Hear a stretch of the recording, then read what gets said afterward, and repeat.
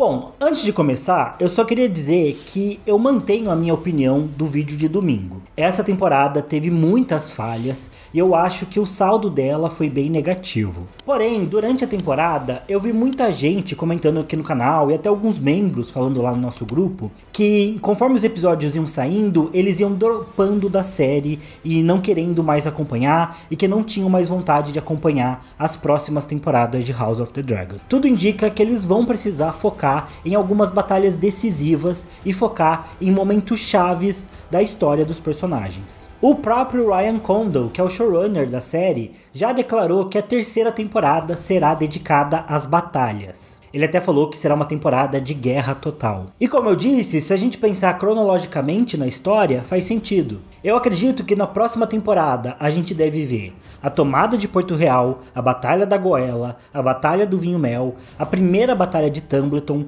o Baile do Açougueiro e quem sabe eu ainda apostaria em a gente ver a Batalha acima do Lago de Deus, talvez num final aí da terceira temporada. Ou seja, tem tudo para a próxima temporada ser bem mais emocionante do que essa segunda. E eu não falo só pelas batalhas e pela ação, nem acho que isso é o mais importante da história. O ponto todo é que cada uma dessas batalhas tem impacto direto na narrativa e força a história dos personagens a seguir adiante, o que não aconteceu na segunda temporada, onde eles ficaram muitas vezes empacados. Então eu acho que a gente tem motivo sim para ficar empolgado com o futuro da série. Claro, a gente vai ficar empolgado, vai ser otimista, mas sempre vai ter um pé atrás também. Eu faço esse vídeo não tanto por House of the Dragon, mas pela comunidade, para pessoas que são tão fãs ou mais fãs do que eu da série, gostam dessa história e querem acreditar que não foi tudo ruim e que pode ter sim um futuro positivo para a próxima temporada. Então esse vídeo é para você meu parceiro, não perder as esperanças. Então, sem mais delongas, vamos para a lista.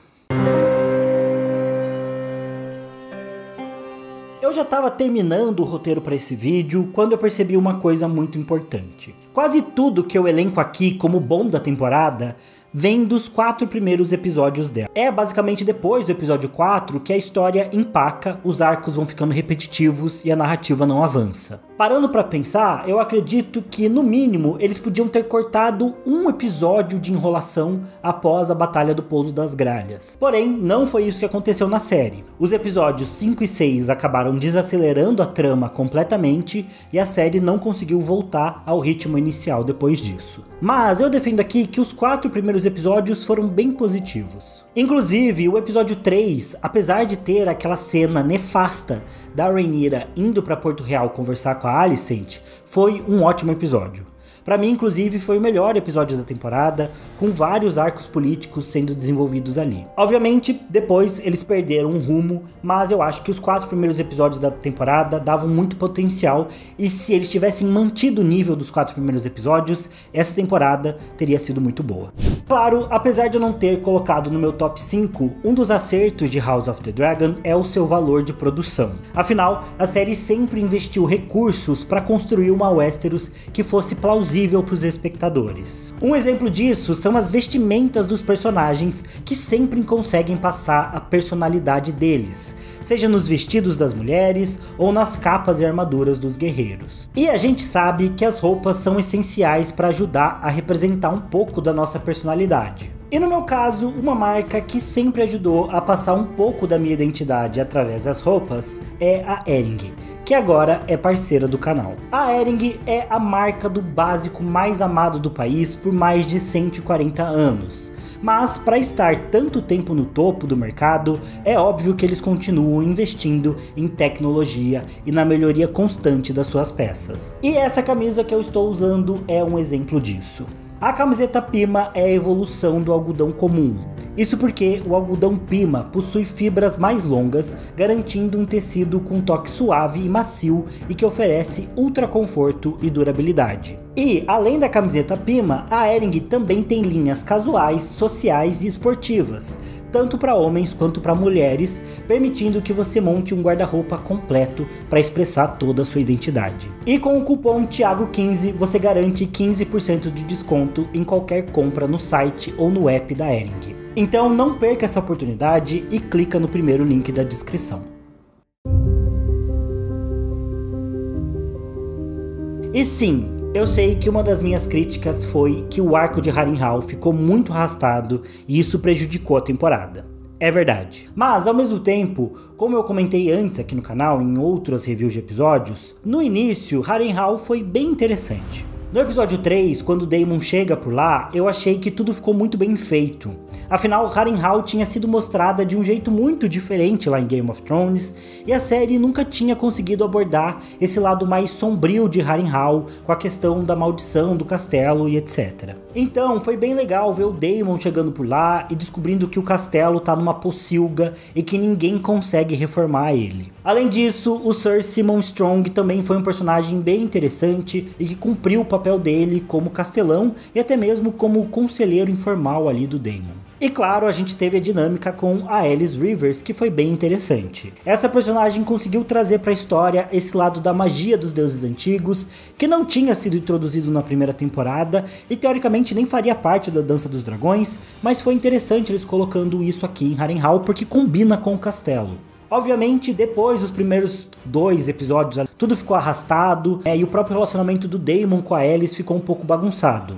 Afinal, qual que é o papel dela nisso tudo, sendo que provavelmente a Alice vai se envolver muito mais com o Aemond no futuro? São questões que podem ser respondidas na terceira temporada. Até porque a Alice é uma personagem cheia de mistérios nos livros, e a série pode aproveitar essa lacuna de informações sobre ela para trabalhar bem a narrativa da personagem e fazer ela ter um papel até mais importante. Mas enfim, apesar de ter se tornado um arco arrastado e de eu ainda achar que eles podiam ter cortado pela metade as cenas do Daemon e Harrenhal, foi muito legal ver o castelo sendo bem apresentado, como uma fortaleza estrategicamente importante, mas que também é um lugar sombrio, amaldiçoado e que é um reduto de magia antiga. E eu ainda ouso dizer que aquela primeira visão que o Daemon teve lá em Harrenhal, onde ele viu a jovem Rhaenyra costurando a cabeça da criança, e depois ele acorda diante do represeiro com a Alice Rivers aparecendo do nada e falando, "Você vai morrer aqui", pra mim talvez essa seja a melhor cena da temporada.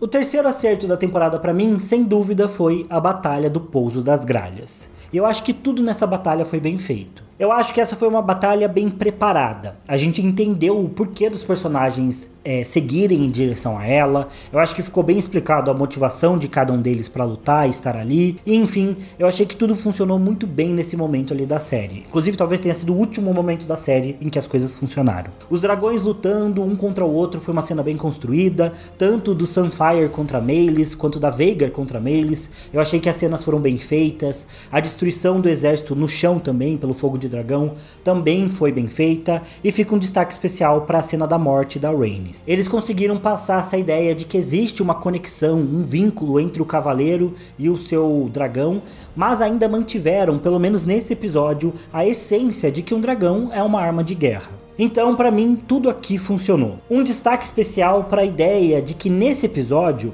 depois do Criston Cole ver a destruição que os dragões causaram, ele fica bem impactado, e eu vou voltar a falar sobre isso no próximo tópico porque é algo que marcou o personagem. E também na Batalha do Pouso das Gralhas a gente teve o Aemond assumindo o papel de vilão depois da luta dele contra a Meleys, né, com a Vhagar, e eu acho que pelo menos nesse começo o Aemond como vilão funcionou bastante também pra série e até combinou com o personagem, ele queimando o Aegon. Outra coisa que a série conseguiu construir, essa desavença sutil entre o Aemond e o Aegon, que ele retribui ali no meio da batalha, então eu acho que tudo isso funcionou bastante. Talvez o único problema pra mim da Batalha do Pouso das Gralhas é que eles usaram essa treta para confirmar a figura do rei Aegon II como um moleque imaturo e despreparado. No livro é um pouco diferente, mas eu achei que a série sempre soube colocar o Aegon nessa posição, então faz sentido ele agir assim de forma imatura nesse momento da batalha. Eu só espero que nas próximas temporadas eles amadureçam o Aegon de alguma forma,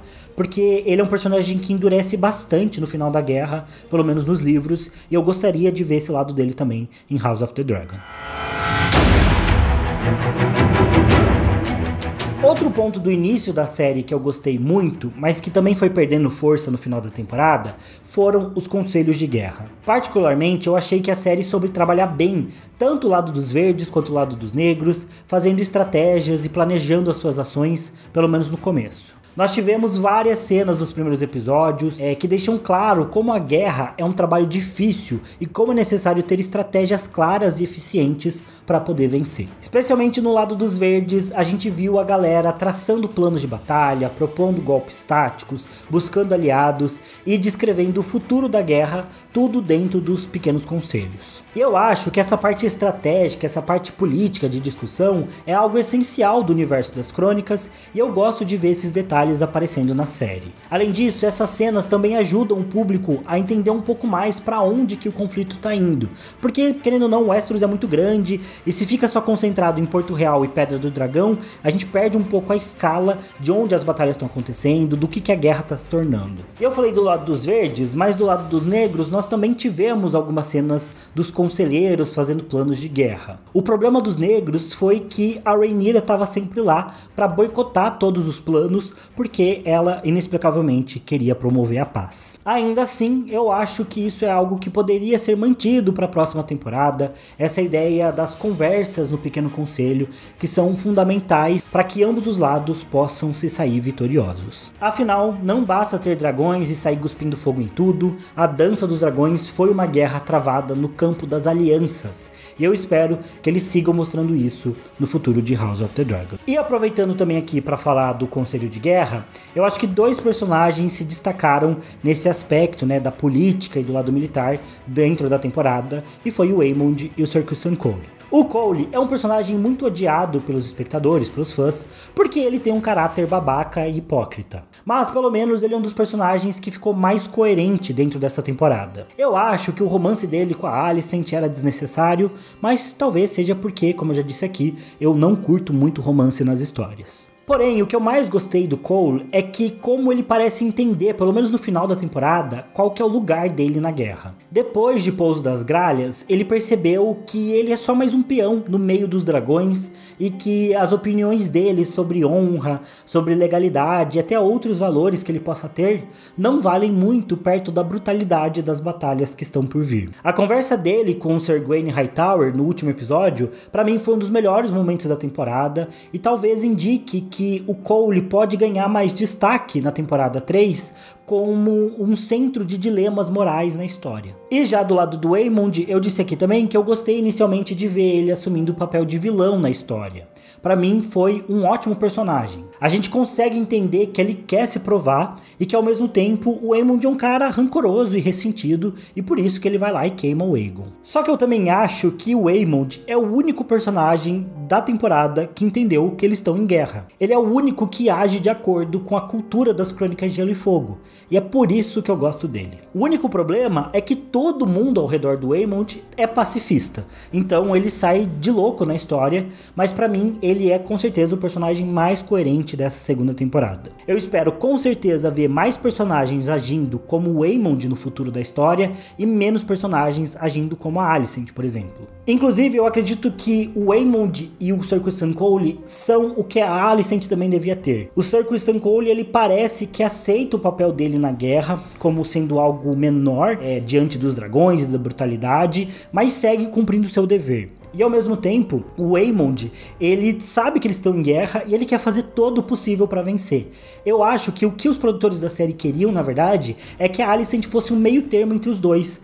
Ela sente que a guerra tá saindo do controle e que eles vão ser só peões no meio de uma brutalidade e carnificina absurda, mas eu acho que faltou esse lado de fazer ela cumprir o dever e fazer ela querer ganhar acima de tudo por proteger a família ou por, enfim, por manter o legado que ela acredita que é certo, né, dos filhos dela assumindo o trono. Só que o problema é que eles fizeram a Alicent se chocar com a guerra, se espantar com as motivações, achar um absurdo o conflito e não conseguiram equilibrar isso de forma nenhuma com objetivos para ela. Então ela simplesmente ficou perdida e as motivações dela já eram fracas também, e aí a personagem desmanchou totalmente, especialmente no final da temporada. Mas enfim, eu já fiz essa crítica no vídeo de domingo. E por fim, eu também acho que eles fizeram um bom trabalho com as sementes de dragão. Eu achei que a série foi eficiente ao introduzindo aos poucos os personagens, apresentando alguns dilemas deles, as suas personalidades e trabalhando tudo isso aos pouquinhos até chegar no momento da semeadura. Claro que todo esse arco teve os seus problemas, como por exemplo a ideia de vários supostos bastardos Targaryen fugindo de Porto Real ao mesmo tempo, sendo que a cidade estava bloqueada. Isso não fez sentido nenhum. E a cena também do Wolf domando a Silverwing do nada, simplesmente encontrando com ela e ela aceitando ele como montador, também foi bem estranho. Mas eu acho que todas as sementes apresentadas nessa segunda temporada são promissoras para a série, incluindo o Adam Velaryon, pode se provar um personagem muito importante para o futuro de House of the Dragon. Inclusive, a cena da semeadura também foi bem interessante. Eu acho que foi o único momento da temporada que a Rhaenyra da série se pareceu com a Rhaenyra dos livros, e eu gostei muito disso. E também, eu acho o fato deles terem cortado a Needles, pra mim não foi um grande problema. O Needles, né? Não sei se é Needles, o nome dela. A Ortigas. Me incomoda só o fato de que nos livros a Needles é um contraponto à ideia de que precisa ter sangue valeriano para domar um dragão, já que ela própria não é descendente de valerianos e ainda assim consegue ter o Ship Stealer. Porém, houve um rumor de que o Wolf vai admitir que ele não é um bastardo Targaryen de verdade, então ele poderia preencher esse espaço. Mas a gente precisa esperar pra ver. Enfim, de qualquer jeito, eu não senti aí a falta da personagem Needles nessa temporada. Talvez a Rhaena tomar o arco da Needles seja um pouco mais problemático, não por terem mudado a personagem em si, ou por terem cortado a personagem em si, mas porque tudo que eu vi da Rhaena até agora eu achei horrível. Pra mim, ela foi uma personagem sem sal, e a história dela até agora tá sem pé nem cabeça. Mas, ainda assim, as sementes de dragão no geral foram um acerto na temporada, e eles souberam apresentar bem os personagens e dar personalidades diferentes para cada um deles. Então eu gostei. Inclusive no último episódio a gente viu que o Adam é esse cara que quer se provar por Corlys, né, provar que ele tem valor. Já o Hugh Hammer entende um pouco mais do passado dele, é esse cara cansado de não ter poder, que agora ele quer agir para poder impor, né, a sua própria vontade, parecendo ser um cara um pouco mais justo, mas não dá para ter certeza. E o Wolf sendo um completo bêbado e fanfarrão que simplesmente deu muita sorte e tá ali querendo curtir e ganhar poder a todo custo, talvez. Então, eu achei que foi interessante a personalidade de cada um deles, achei que a série soube apresentar isso, apresentou ali talvez uma rivalidade entre o Jacaerys e o Wolf, vamos ver no que isso vai dar, mas assim, é promissor, a Semente de Dragão é algo promissor aí da temporada. E também a cena da semeadura foi uma cena interessante. Acho que não conseguiu ter o impacto de ser aquela cena épica de Game of Thrones. No penúltimo episódio da temporada sempre tem aquela cena espetacular. Eu acho que não conseguiu ser isso, mas foi uma cena bem interessante também. Deu pra criar um vínculo legal entre o Hugh e o Vermithor. Então acho que a semeadura foi algo positivo da série. E como bônus, bem rapidinho, 2 momentos que eu acho que vale a pena comentar. O primeiro é que os Lordes das Terras Fluviais deram vários fechos no Daemon durante a temporada. Eu acho legal que eles conseguiram manter um certo respeito pelos Lordes das Terras Fluviais. Então não foi só o Daemon chegando lá e querendo mandar ir tudo, e querendo se impor. Não, os Lordes das Terras Fluviais mostraram que eles têm uma cultura, eles têm tradição, eles são orgulhosos, eles são antigos, né? Eles têm o próprio jeito deles de fazer as coisas, e não é qualquer platinado com dragão que vai chegar mandando em tudo e achando que pode se impor completamente. Não.